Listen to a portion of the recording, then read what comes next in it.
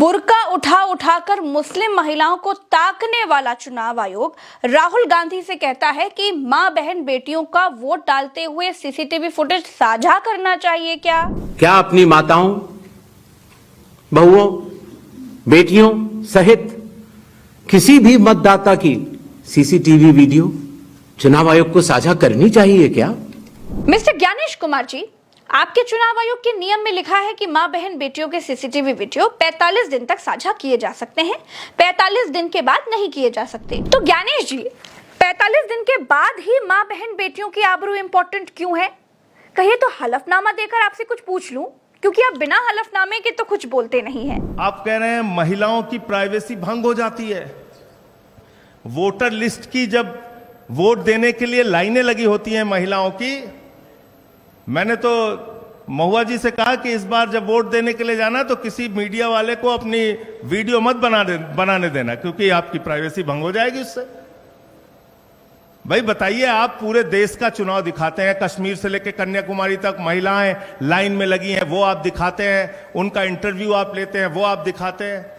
45 दिन तक आपके खुद के नियम में आज भी लिखा हुआ है कि आप सीसीटीवी फुटेज देंगे, तब प्राइवेसी भंग नहीं होगी।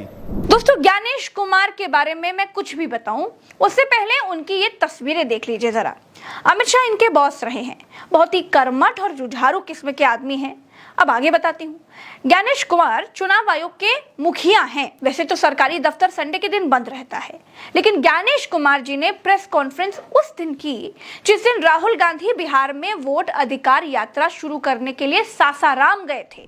रविवार का दिन चुना गया क्योंकि कल ही 11 बजे दिन से सासाराम से राहुल जी, तेजस्वी जी और समस्त विपक्ष ने वोट बचाओ यात्रा शुरू की। तो उन्हें लगा कि इस विजुअल को, इस संदेश को कैसे ब्लॉक किया जाए। तो महोदय सामने आए। मैं एक एक पत्रकारों के सवाल को मैंने सुना है, एक भी पत्रकार के सवाल का जवाब नहीं मिला, बल्कि उनके चेहरे की खींच बता रही थी कि उनके पास जवाब नहीं है। दोस्तों, राहुल गांधी ने कहा कि चुनाव आयोग चोर है। चुनाव आयोग ने कहा कसम खाओ, हलफनामा दो, तब मानेंगे कि चुनाव आयोग चोर है। अब राहुल गांधी की जगह अखिलेश यादव ने कहा हलफनामा देकर के हमने तो कहा था कि 18,000 वोटों की चोरी उत्तर प्रदेश में आपने की थी, हमने कसम खा करके कहा था कि चुनाव आयोग ने चोरी की है। समाजवादी पार्टी ने 18,000 वोट जो बीजेपी के इशारे पे डिलीट किए गए थे, जो वोट लोग नहीं डाल पाए थे, विद एफिडेविट हम लोगों ने इलेक्शन कमीशन को दिया था।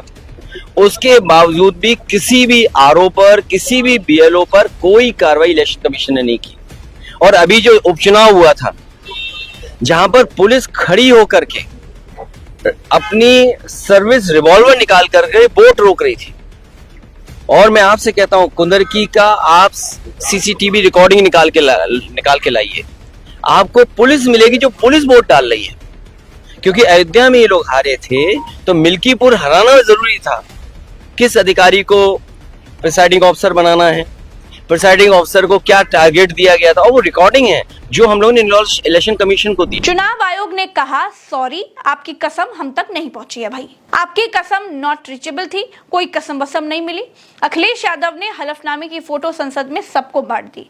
इमेज के जरिए चुनाव आयोग तक हलफनामा बाकायदा पहुंचाने की उन्होंने रसीद तक जारी कर दी, सारे सबूत दिखा दिए। अब ताजा समाचार ये है दोस्तों कि चुनाव आयोग को मोतियाबिंद हो गया है और मुंह में उनके दही जम गया है।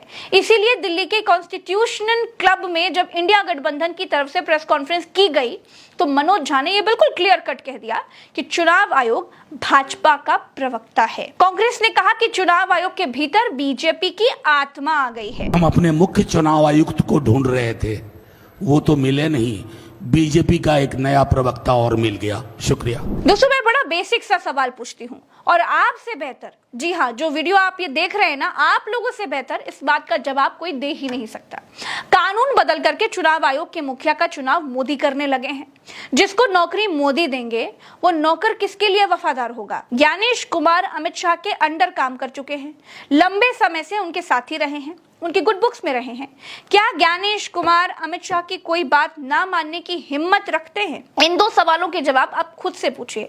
सारे आंसर्स आपको खुद ब खुद मिल जाएंगे। राहुल गांधी ने कहा कि भाजपा ने वोट चोरी कराने से पहले चुनाव आयोग के लिए 2023 में कानून बदल दिया, जिसमें कहा गया कि अब से किसी भी गलती या फिर शिकायत पर किसी भी थाने में चुनाव आयोग के अधिकारियों के खिलाफ कोई शिकायत नहीं दर्ज करा सकता। मैं उनसे पूछना चाहता हूं, आपने कानून बनाया, आपने सीसीटीवी का कानून बनाया, फिर आपने उस कानून को बदला क्यों?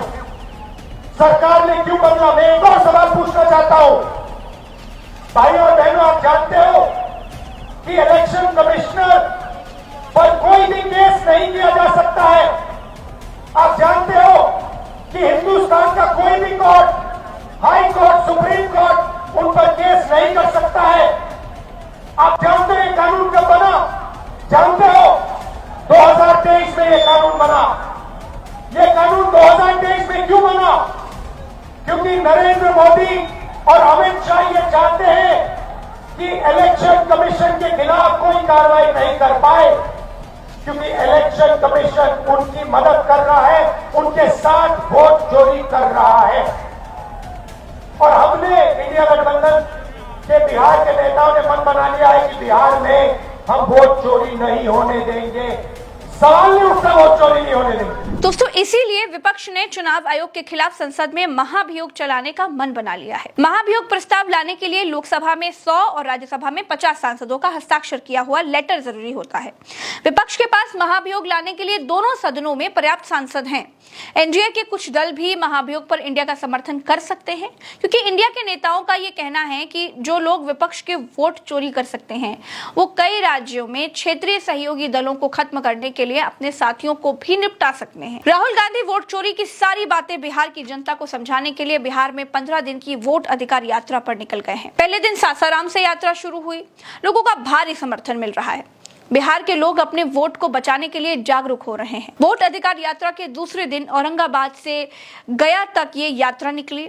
बिहार का परिणाम क्या रहेगा क्या नहीं, दोस्तों ये तो नहीं मालूम, लेकिन इस दौरान राहुल गांधी के लगाए गए एक भी आरोप का जवाब चुनाव आयोग ने नहीं दिया है। हलफनामे का वो गाना गाती रही केवल। अखिलेश यादव ने हलफनामा दिया था, जब उसके सबूत दे दिए तो चुनाव आयोग ने कहा कि हलफनामा मिला ही नहीं, जबकि अखिलेश यादव प्राप्ति की रसीद यानी रिसीविंग की जो रसीद होती है वो तक सार्वजनिक कर चुके हैं। इससे साफ है कि चुनाव आयोग चोर भले ना हो, लेकिन अपने मालिकों का गुलाम जरूर है। चुनाव आयोग स्वतंत्र नौकरी नहीं कर रहा है। चुनाव आयोग के मुखिया में संवैधानिक बने रहने का दम नहीं है, उसके लिए रीढ़ में हड्डी की आवश्यकता होती है। चुनाव आयोग में दम होता तो कहता कि अगर कर्नाटका की महादेवपुरा विधानसभा सीट पर 1 लाख फर्जी वोटर हैं तो हम उसकी जांच कराएंगे, क्योंकि 1 लाख फर्जी वोटर होना लोकतांत्रिक संकट जैसा है। लेकिन चुनाव आयोग को कोई फर्क नहीं पड़ता, वो विपक्ष से शपथ पत्र मांग रहा है। इसका मतलब यही है कि चोर के देखरेख में चोरी हुई है। चोर अपनी ही चोरी की जांच कैसे करवाएगा? कोई गैरतमंद चुनाव आयोग होता तो स्वतः संज्ञान ले चुका होता इतने बड़े खुलासे के बाद, लेकिन कुछ नहीं हुआ। दोस्तों, इस वीडियो में मेरे साथ इतना ही। चलते हैं। राम राम, दुआ सलाम, जय हिंद। चैनल को जरूर सब्सक्राइब कीजिएगा। नमस्कार।